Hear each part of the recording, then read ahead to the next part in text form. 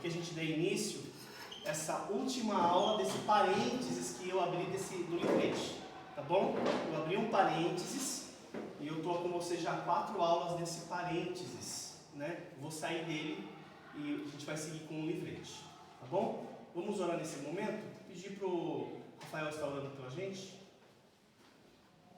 Querido Deus, te louvamos, te agradecemos por esse domingo, por esse domingo abençoado de culto, Pai, esse dia do Senhor. O Senhor abençoe nossas vidas, abençoe essa aula, Pai. Podemos adquirir conhecimento e ter fé para aplicar para outras pessoas, Pai. Na sua vida, o pastor Mário está ministrando, Pai, essa aula, Pai, querendo realmente compreender tudo aquilo que necessitamos para fazer o evangelismo, Pai. Nos abençoa, abençoa o nosso culto, abençoa os dedicados a estar presente. Em nome do Senhor Jesus. Amém.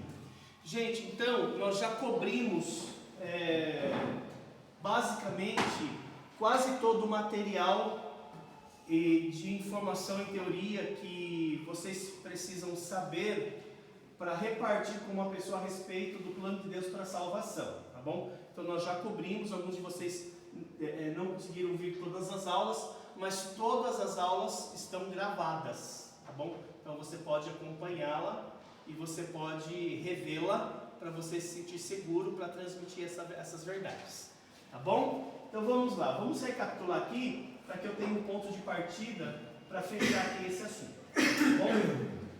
Plano de Deus para a salvação. Aqui eu tenho 4 pontos, mas eu tenho uma proposta que eu quero defender, né? Uma tese. A tese é a seguinte: quais as 4 verdades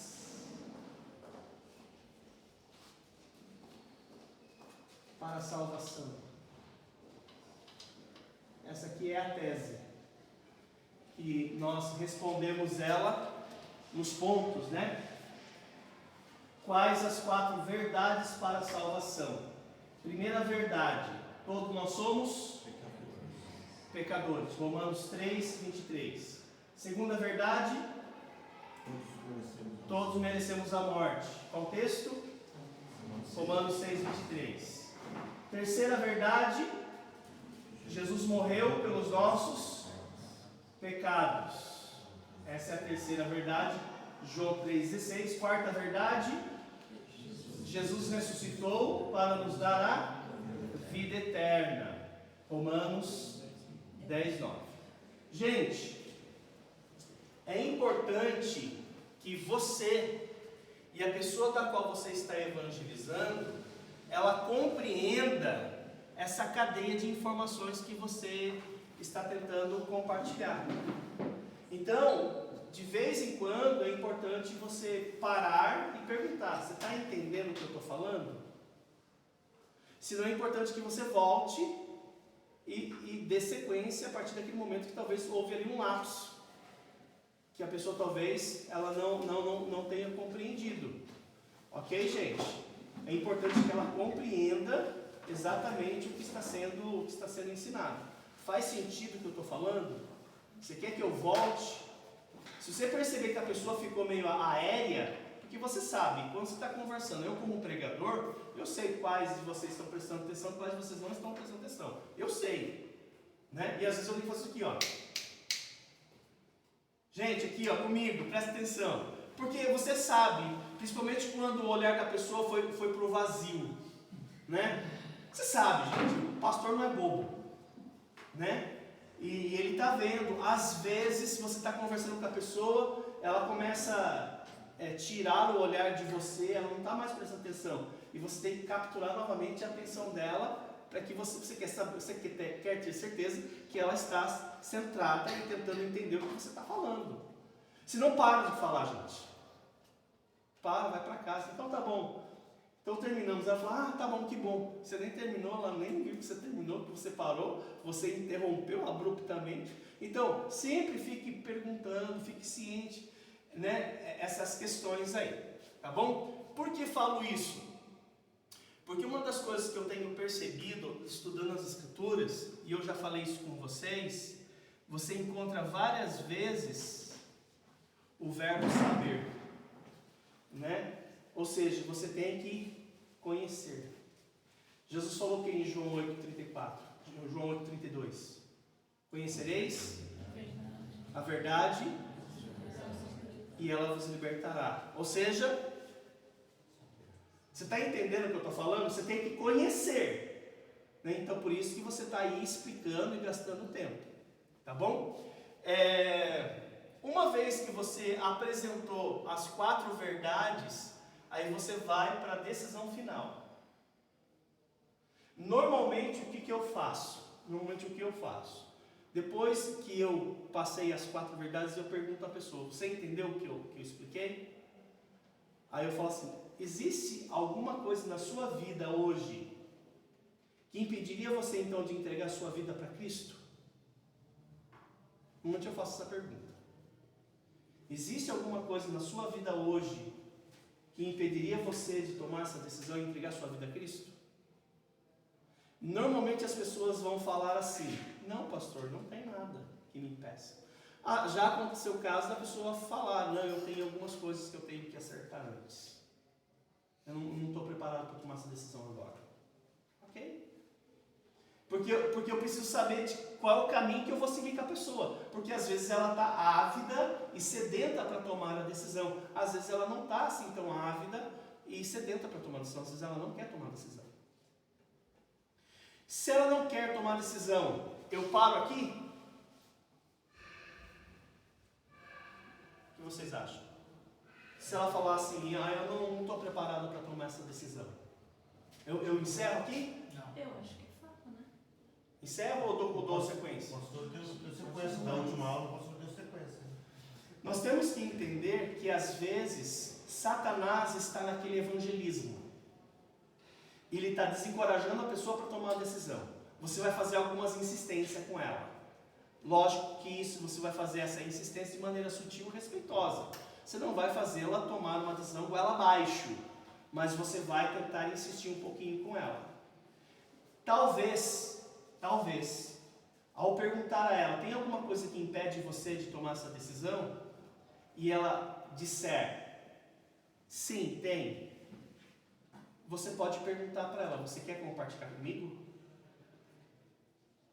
E ela pode falar: não, eu bebo ainda. Eu fumo.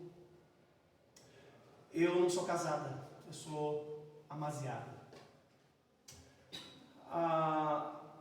Às vezes ela tem um trauma do passado. Meu pai fez alguma coisa comigo, eu não consigo perdoar ele. Isso impede eu de tomar essa decisão. Já aconteceu algumas situações que havia algum problema na vida da pessoa que ela não queria tomar aquela decisão. Aí eu pergunto a você: uma pessoa que tem problema com tabagismo, com bebedice, com falta de perdão, até com imoralidade, isso é uma desculpa aceitável para não aceitar Cristo? Acredito que não. Lógico que não.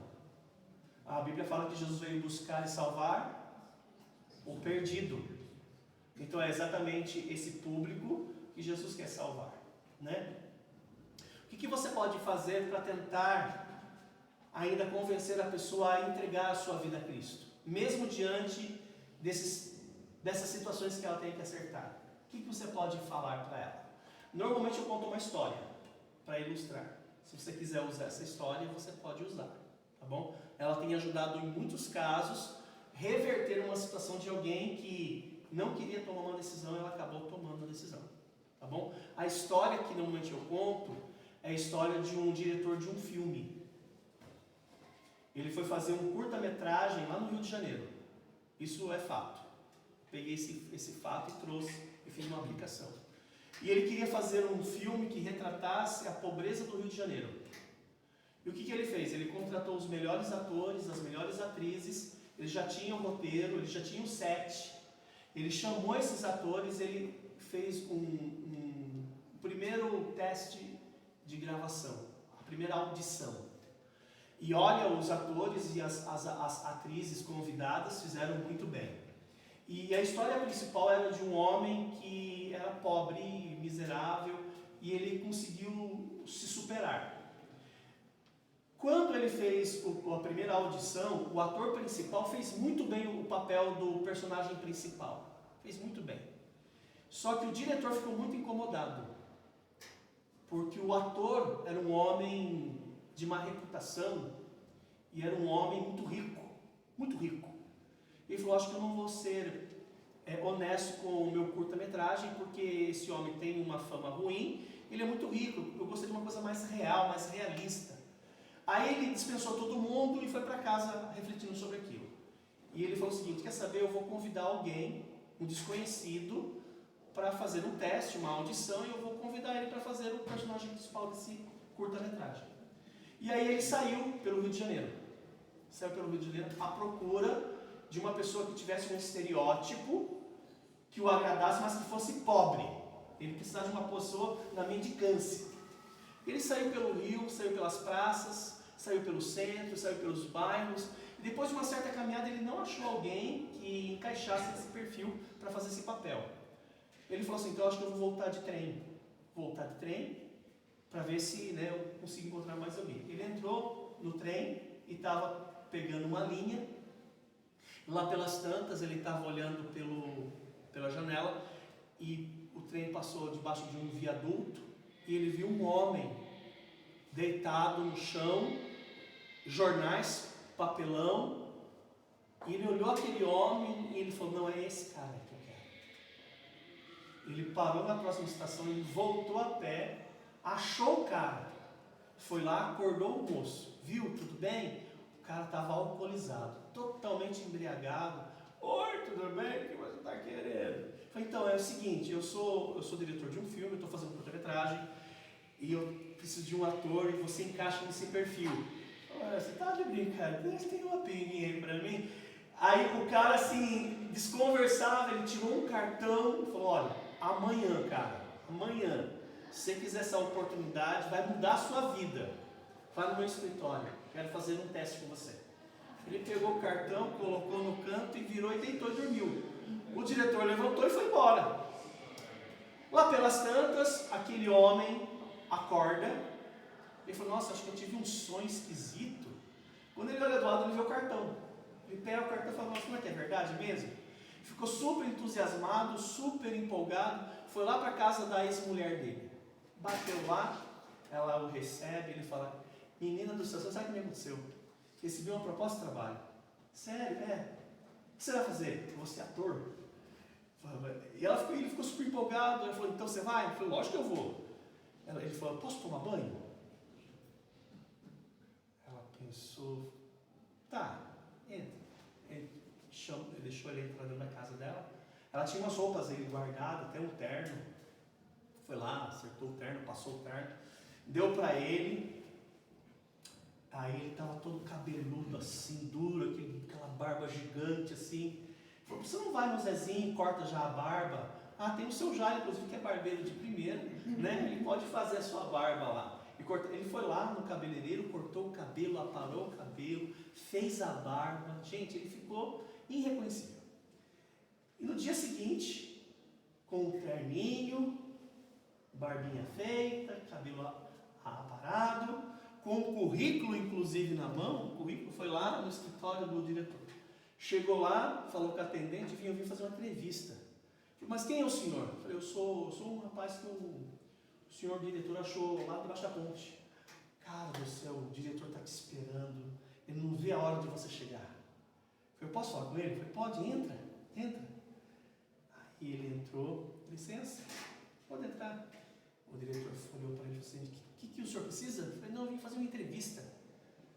Não, mas não tem vaga. Eu falei, não tem vaga sim, eu estou com esse cartão aqui. Deixa eu ver. Ele falou, você é o cara lá da ponte? Debaixo da ponte? Ele falou, sim, sou eu. Ele colocou a mão na cabeça, o diretor falou, meu Deus do céu, o que você fez? Aí ele falou, mas o que foi que eu fiz? Cara, eu queria você daquele jeito. Agora você para mim não serve. Pode ir embora.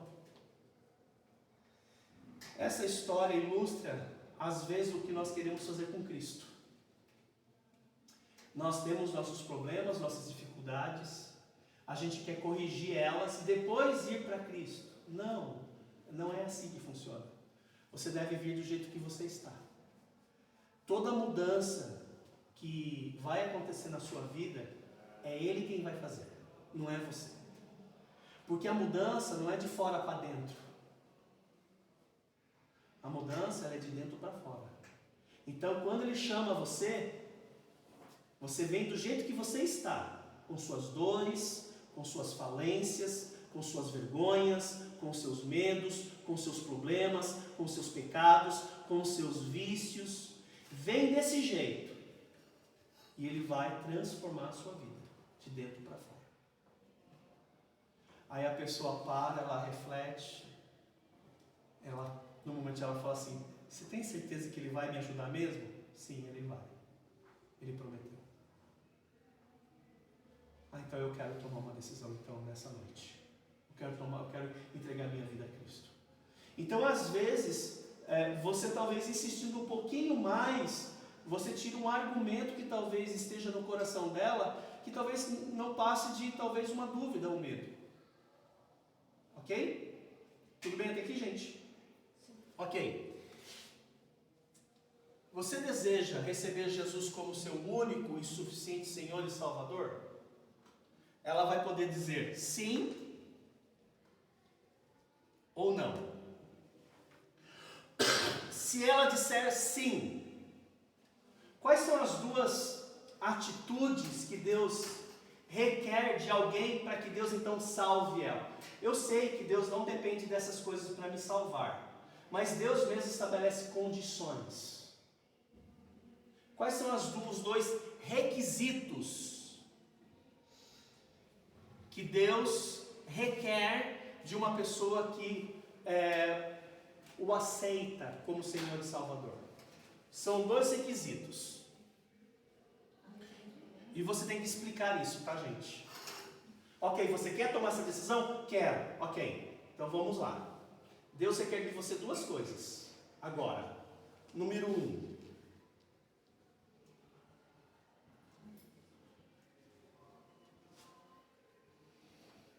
Arrependimento.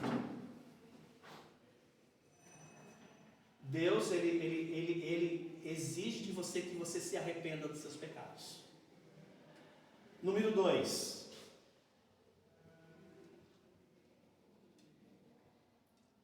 Fé em Cristo. Gente, tem que ter esses dois lados da moeda. Tem que haver o arrependimento e tem que haver a fé. Uma vez explicando que esses são os dois requisitos exigidos por Deus, você tem que provar ela. Pastor, eu tenho que provar? Tem que provar. E quais são os dois textos que você pode usar para provar isso? Um dos textos é Atos 3:19. Você deve ler esse trecho das Escrituras para ela. O Valmir vai ler para a gente. Atos 3:19. Gente, vocês estão comigo aqui?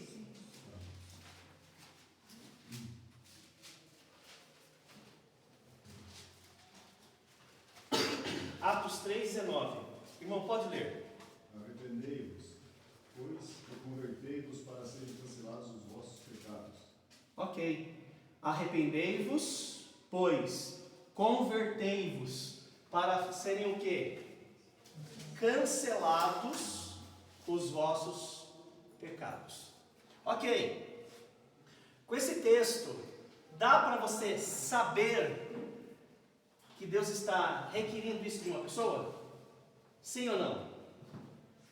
Arrependei-vos, convertei-vos para serem cancelados os vossos pecados. Gente, é importante que você explique para a pessoa o que é arrependimento. Eu já dei uma aula aqui a vocês, que eu já expliquei o que é arrependimento. Mas não é necessário que você dê um estudo complexo à pessoa naquele momento, porque você está na camada final. Então você tem que ser muito objetivo nas explicações. O que você deve explicar sobre arrependimento? Quem pode me ajudar? Que não é remorso. Esse é um ponto. Eu acho que é legal você falar que arrependimento é diferente de remorso.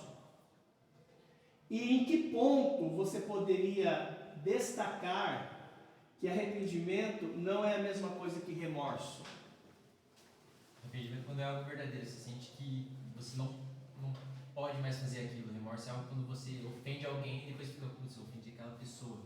Na minha cabeça é uma coisa bem diferente uma da outra. Arrepender, tipo, briguei com a minha irmã hoje, cara, não devia ter falado tal coisa, isso é um remorso. Agora eu parar pra pensar assim, não posso mais agir de jeito algum com ela e com qualquer outra pessoa, isso é um arrependimento. Acredito que seja isso. Ok, quem pode falar mais? Eu preciso, mais uma vez, é como uma flecha no arco. Você vai ter que ser muito assertivo na explicação e tentar diminuir as dúvidas, porque você está na fase final. Deus quer que você se arrependa. Só que arrependimento não é remorso. Quem mais pode falar além do irmão aqui? Arrependimento é mudança de atitude também, né? Ok. O irmão foi mais no sentido de tristeza.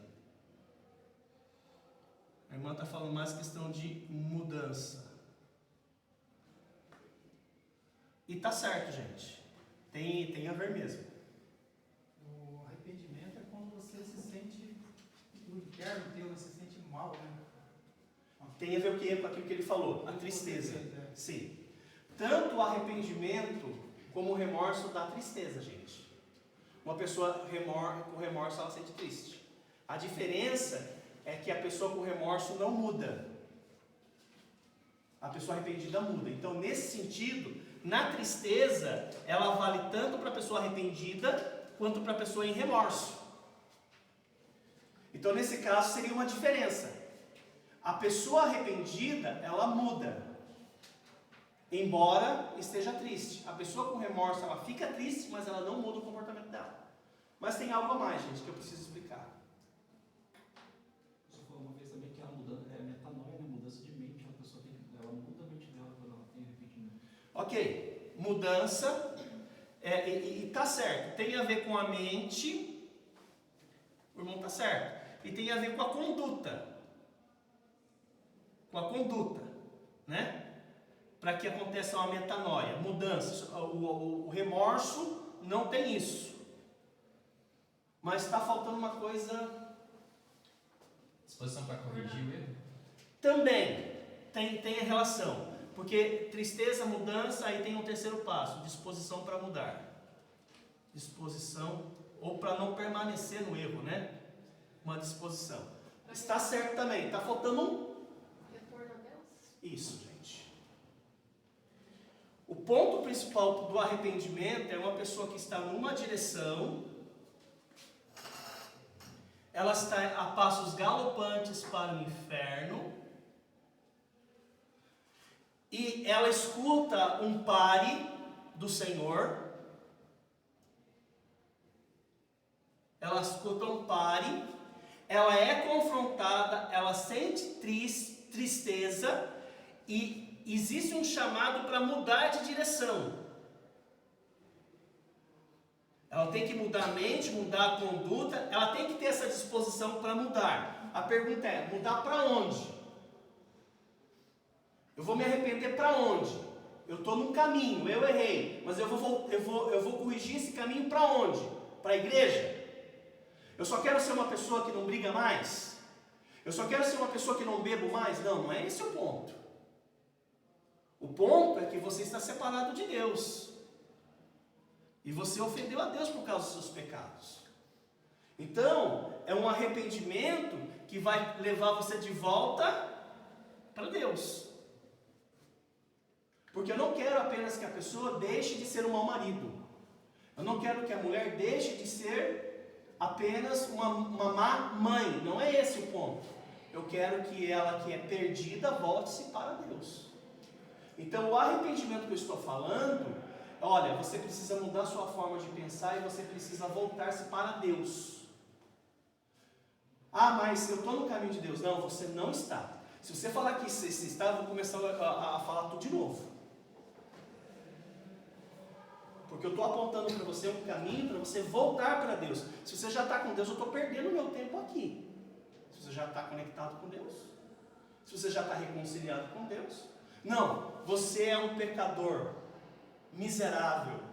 Você está indo para o inferno. Você está indo para o inferno. Você está indo nesse caminho para o inferno. Eu só estou avisando você. Jesus morreu por você. Ele ressuscitou dentre os mortos. Ele pode dar a você a vida eterna. A Bíblia fala: arrependei-vos e convertei-vos, para serem cancelados os vossos pecados. Então, agora é a hora. Você não quer tomar uma decisão? Sua decisão não é sim? Então arrependa-se. Deus está falando: volte-se para Deus, que é rico em perdoar. Tudo bem, gente? Pastor Mário, e a mudança de comportamento dela? Gente, é posterior. Não é o foco agora. Depois que ela for para Deus, aí depois Deus vai fazer dela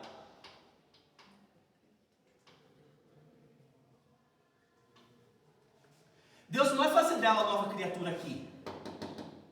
Deus vai fazer nova criatura depois que ela encontrar Deus. Aí Deus faz dela nova criatura.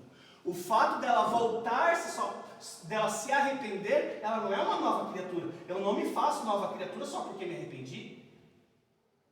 Ninguém se faz nova. Eu me torno nova criatura porque Deus me encontra e Ele me muda. Ninguém consegue mudar a si mesmo. Eu vou deixar de ser um malandro. Eu vou deixar de ser um drogado. Vou deixar de ser um maconheiro. Não, você não vai deixar nunca. Você pode até deixar ter uma grande reforma social, mas o seu coração ainda deseja fumar, deseja beber, deseja adulterar. Não, você volta-se para Deus. Quando Deus achar você, Ele converter você, aí Ele faz você uma nova criatura. Por isso que eu vejo muitas pessoas fracassando. Elas querem se converter. Elas querem se arrepender apenas para se tornarem pessoas melhores. Elas vão se frustrar. Porque às vezes, devidamente motivada, até consegue resistir por um tempo, mas depois ela cai. Quem faz qualquer mudança é Deus. Por isso que o texto fala: se alguém está em nova criatura é. As coisas velhas e tudo se fez novo. Mas tem que estar em Cristo. Não adianta, eu já vejo muitas pessoas falar: eu estou arrependida. Arrependido, aquele carinha lá que cortou as patinhas do cavalo. O PCC pegou ele lá e deu uns pau nele. Estou arrependido. Você está com remorso, meu filho, porque você foi pego e apanhou. O arrependimento, ele só acontece quando a pessoa encontra Deus. Isaú chorou, ele está com remorso. Então. Remorso. Tem que ir para Deus. Essa foi a diferença de Pedro e Judas. Judas chorou, Judas até devolveu a moeda. Teve até a disposição de mudar.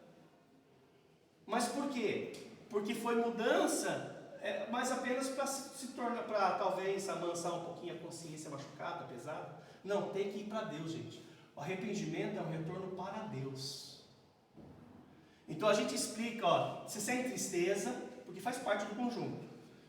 Você precisa mudar sua forma de pensar, sua conduta vai mudar. Você tem que ter disposição, mas isso aqui tem que ser voltado para Deus. Você está me entendendo? Tudo bem até aqui, gente? Ok. O segundo requisito é fé. Vamos ler João, capítulo 3.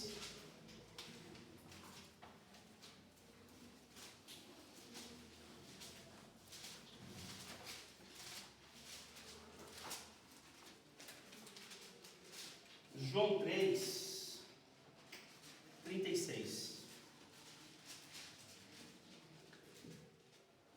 João 3, o irmão Jairo vai ler para nós. Pastor, eu estou sem óculos. Tá bom, então o irmão Essa minha letra é bem pequenininha. 36, né? É. Por isso, quem crê no Filho, tem rebelde contra o Filho. Não, começa. que, todavia, se mantém rebelde contra o Filho, não terá a vida, mas a morte, mas sobre ele permanece a ira de Deus. Ok? Aquele que crê no Filho tem a vida eterna. Aquele que se mantém rebelde contra o Filho não verá a vida. Sobre ele permanece a ira de Deus. Então, o segundo requisito que se requer de uma pessoa para que ela seja salva é a fé em Cristo. Ela tem que crer. E aqui exige uma explicação. Por quê? Porque muitas das pessoas, eles creem em Jesus Cristo.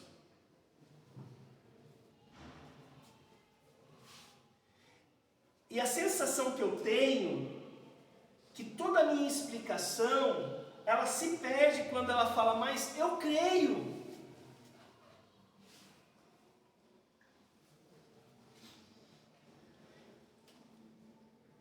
Como que eu consigo trazer uma explicação que esse crer que ela está falando não é o crer que eu estou falando aqui? Porque depois você explicar todo esse conjunto, você fala, então você tem que se arrepender. Ela fala, ok, você tem que se voltar para ela, está se imaginando voltando para Deus, ok. Então, o segundo requisito, você tem que crer em Jesus. Ela pega e vira para você e fala, mas eu creio em Jesus. Você fala, poxa, então a irmã em Cristo aqui, ó, nem eu sabia. Né? Ela não tinha certeza quando eu perguntei, falou que era boas obras, expliquei tudo, gastei um tempão explicando para ela. Quando eu falo crente, ela fala, eu creio em Jesus. É importante que nós entendamos, gente, que nós estamos num mundo evangélico, protestante e católico. Então todo mundo conhece a história do Jesus histórico. Todo mundo já ouviu falar de Jesus. Eu acho que não tem ninguém aqui no Brasil, nem no Amazonas, que nunca ouviu falar de Jesus. Já ouviram falar de Jesus? A questão é o Jesus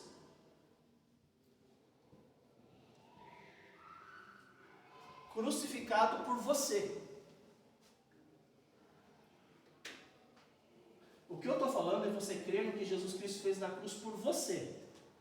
Conhecer Jesus pelas histórias bíblicas, todo mundo conhece Jesus. Eu estou falando crer que o sacrifício lá na cruz foi por você.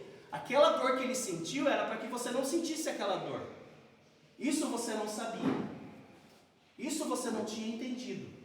Porque quando eu perguntei a você, você nem mencionou nele. Você falou que você era boa. Você falou que era o batismo. Você nem lembrou dele. Agora você está falando que crê nele. Não, eu não estou duvidando que você crê. Você crê no Jesus histórico. Eu estou falando, Jesus ele morreu na cruz por você. É isso que você tem que crer. Gente, nessa hora o Espírito Santo tem que abrir o entendimento da pessoa. Para que ela então entenda o que está sendo dito. Porque daí a gente não tem um ponto que está para além da compreensão intelectual. Aí o Espírito Santo tem que convencer a pessoa aí do pecado, da justiça e do juízo. Agora, o que é crer? Você tem que crer em Jesus, não no Jesus histórico, lá na cruz. Eu lembro muito bem o dia que eu me converti. Quando eu estava sentado com um pastor missionário que estava me explicando, e ele foi falando, o Espírito Santo foi trabalhando e quebrando o meu coração, e ele falou, Jesus Cristo morreu na cruz por você. Ele tirou aquele Jesus histórico geral e ele colocou Jesus como meu salvador pessoal. Parece que todo mundo sumiu, o mundo sumiu. Só ficou eu e a cruz. E eu olhei para a cruz, foi por mim. Eu creio nisso, foi por mim. É meu salvador pessoal. Eu quero. Então a pessoa precisa chegar a esse ponto também. Eu quero esse Jesus para mim. Eu quero que ele seja meu salvador pessoal. Agora, o que seria crer? Normalmente existem alguns sinônimos que você pode usar para se substituir a palavra crer? Quais sinônimos poderíamos usar? Acreditar, confiar. Me ajuda aí, gente. Aceitar pode ser usado. Só que crer é mais que isso, gente. Alguém pode trazer luz aí? Acho que seguir. Ok, é um pouco mais, né? É um pouco mais. Enxergar. Ok. Eu vou contar uma história para ilustrar o que é crer. Vocês sabem o que faz um equilibrista, né? Ele faz manobras em cima de uma corda. E uma vez eu vi até saiu um filme recentemente de um equilibrista que ele armou um cabo de aço entre dois prédios. Não sei se vocês viram esse filme. Ele é recente aí. E ele iria fazer a travessia equilibrando-se entre dois prédios. Saiu um filme recentemente disso. Mas existia um outro cara que ele fez a mesma coisa, só que entre duas cataratas. O cara era doidão assim, sabe? Porque as circunstâncias do ambiente é muito adversa, por causa do vento, né? E ele era muito bom, ele armou uma corda, fez publicidade, tinha um monte de gente assistindo para ele fazer a travessia. E ele colocou-se nas cordas e ele foi atravessando. Em algumas horas ele até titubeou, mas ele se firmou e ele conseguiu atravessar. Quando ele chegou do outro lado das cataratas, tinha um monte de gente assistindo. Todo mundo aplaudiu ele, né? Porque ele fez uma travessia maluca. Ele era muito bom. Quando ele chegou do outro lado, ele pegou o microfone e perguntou para as pessoas que estavam do outro lado. Ele falou assim: quantos de vocês acreditam em mim? Que eu consigo voltar equilibrando um carrinho de mão nas cordas. Aí todo mundo levantou a mão. Falou: eu acredito, né, que você faz isso. Porque ele já tinha feito a primeira travessia. Aí ele colocou o carrinho, e ele voltou equilibrando o carrinho nas cordas até a outra ponta.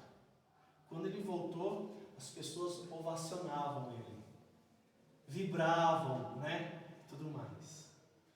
Aí ele pegou o microfone e falou o seguinte: vocês acreditam mesmo em mim? Ele falou: nós acreditamos, né?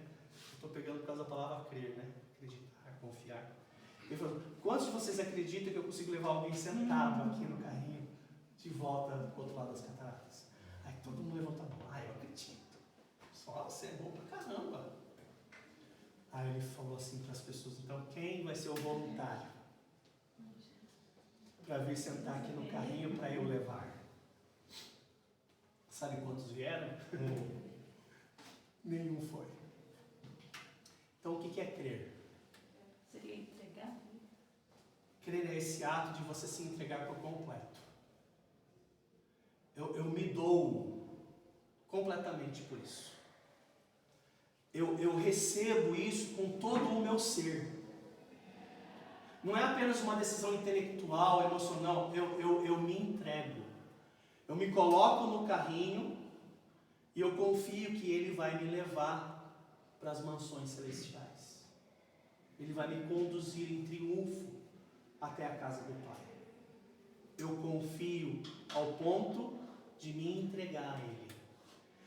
Quando Jesus chama você para você confiar, não é apenas para você dar um voto de confiança para Ele. Quando Ele chamou você para ser salvo, Ele está falando: vem, eu quero te salvar por completo. Se entrega a mim. E quando você aceitou Cristo, talvez você nem pensou em tudo isso, mas se você fez isso mesmo, você se entregou. Você descansou. E Ele pegou você. Se você de fato creu. Aí você fala: eu estou nas mãos dele. Ele me salvou. Então a palavra crer está muito mais associado a uma entrega. Mas você entrega tudo.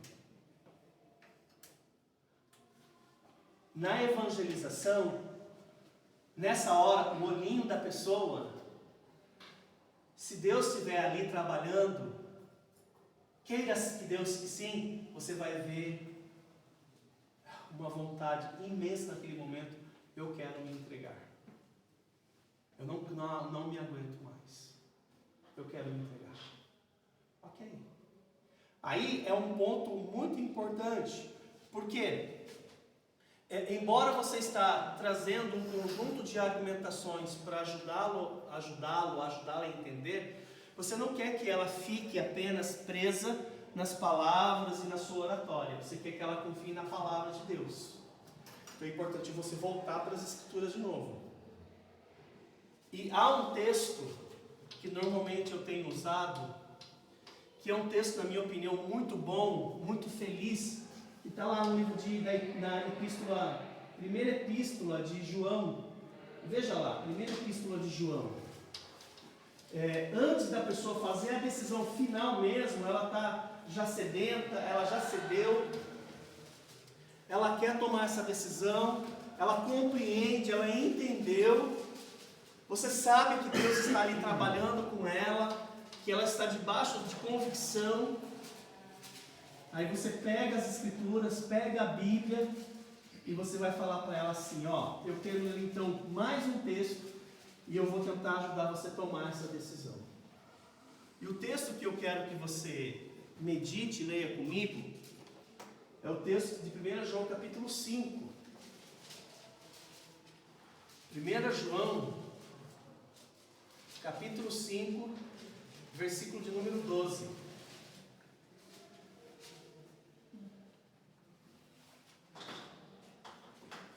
Esse texto aqui, eu acho ele de uma clareza assim inimaginável, de uma simplicidade. Uma criança, olha gente, uma criança de 2, 3 anos, se você estiver evangelizando e chegar a esse ponto, eu creio que Deus pode usar esse texto para uma criança que tem pouco conhecimento, porque esse texto é de uma clareza assim inquestionável. 1 de João capítulo 5, versículo número 12. Você deveria decorar esse versículo. Olha a simplicidade desse texto e a clareza dele. 1 de João capítulo 5, versículo 12. Leia. Quem tem o Filho tem a vida. Quem não tem o Filho de Deus não tem a vida. Então, até agora você não tem o Filho. E você tem a oportunidade agora de ter o Filho. É isso mesmo que você quer? Muito provavelmente, se Deus estiver conduzindo, a pessoa estiver debaixo de convicção do Espírito Santo, ela vai dizer sim. Você quer essa é a sua decisão? Sim. Você tem certeza? Sim. Você quer desistir? Não, pastor. Não, irmão.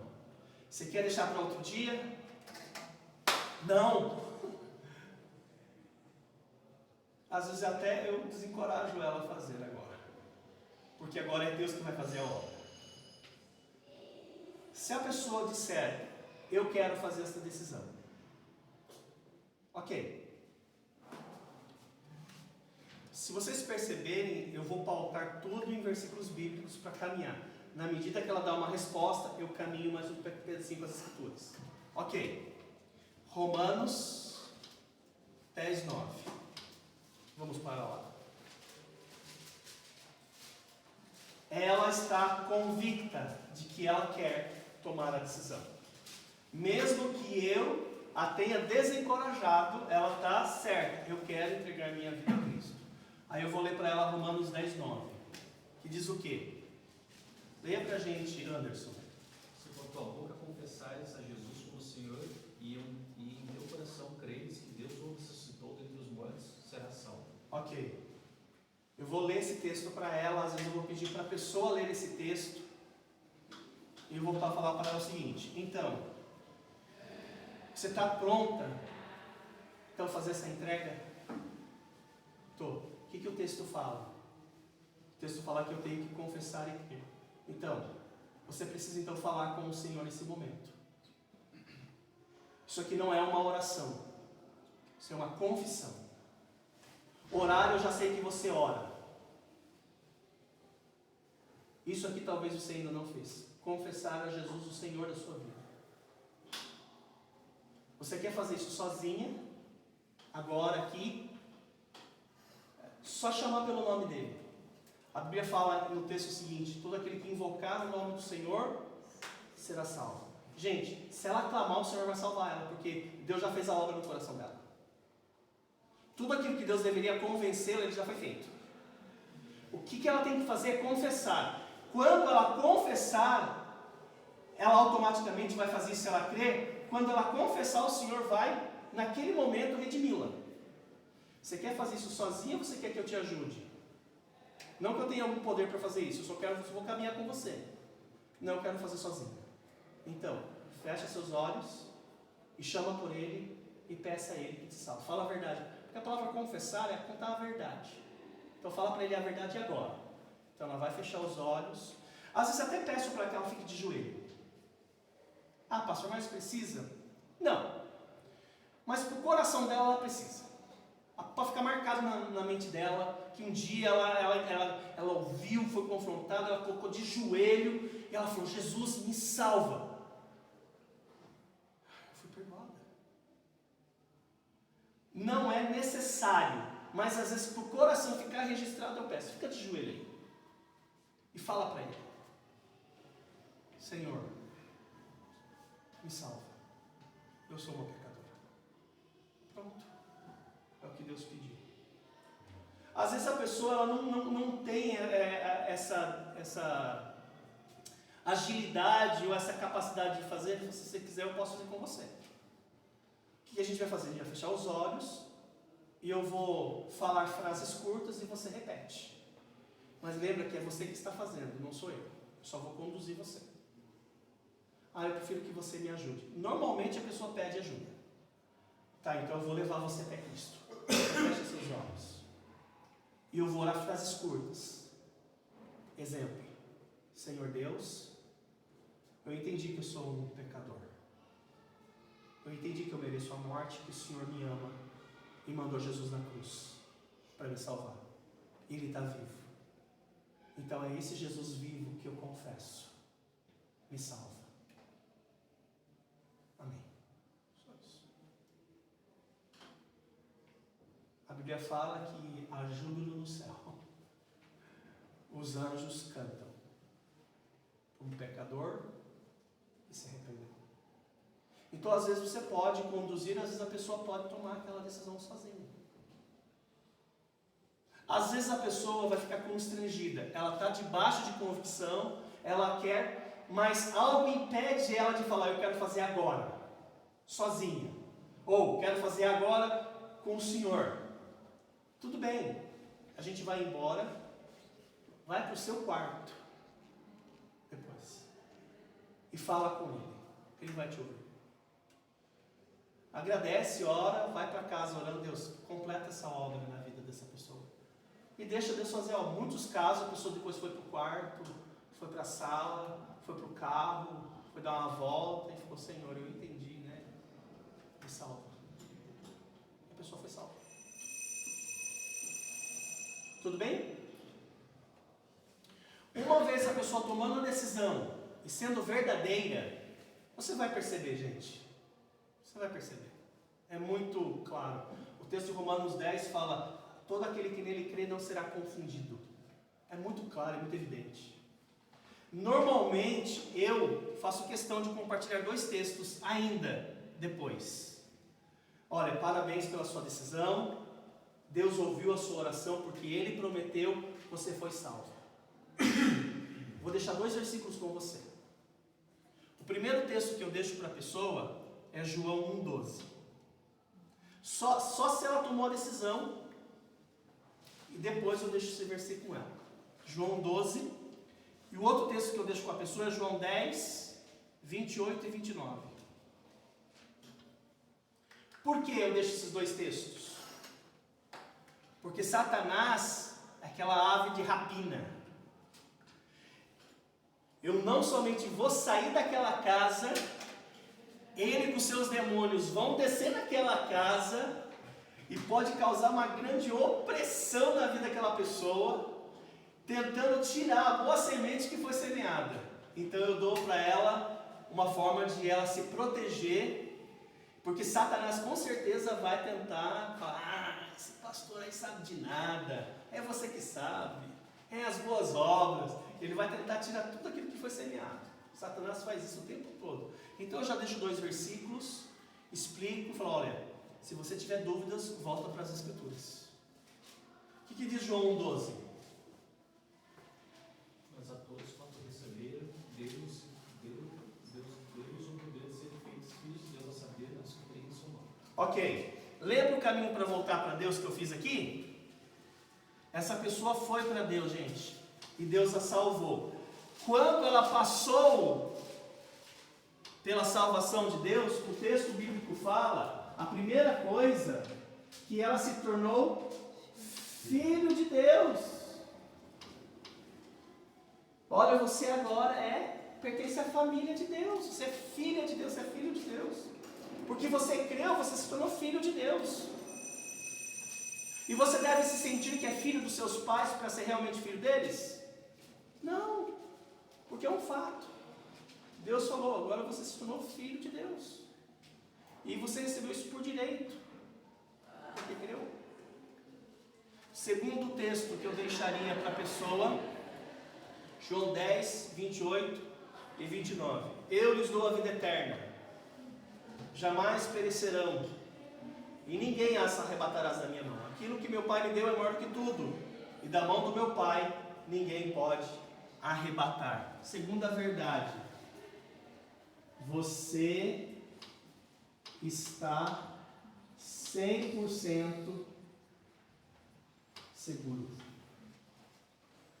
Você está nas mãos de Cristo e nas mãos de Deus Pai. Ninguém pode arrancar você daqui agora. Nem Satanás pode. Nem você pode. Você está 100% seguro. Fechamos? Alguém quer fazer algum comentário, alguma pergunta? Aí a semana que vem a gente retoma para o livrete. Tá bom. Vamos terminar então com uma palavra de oração? Márcio, termina com uma palavra de oração. Coisas. Grandioso Deus, meu Pai, mais uma vez na sua santa e grandiosa presença, também agradecer, Senhor, por mais um dia que o Senhor tem dado a nós. Também agradecer, Senhor, por essa aula que agora, que tenha sido bem proveitosa para cada um que esteve aqui, meu Pai, para ouvir um pouco mais da sua palavra e aprender, Senhor, como levar a palavra a outras pessoas que não conhecem a Ti ainda como o seu único e suficiente Salvador. Agradeço, Senhor, pela vida do pastor, pela disposição de dar essa aula para nós. Também vim pedir, Senhor, para esse culto que se vai iniciar.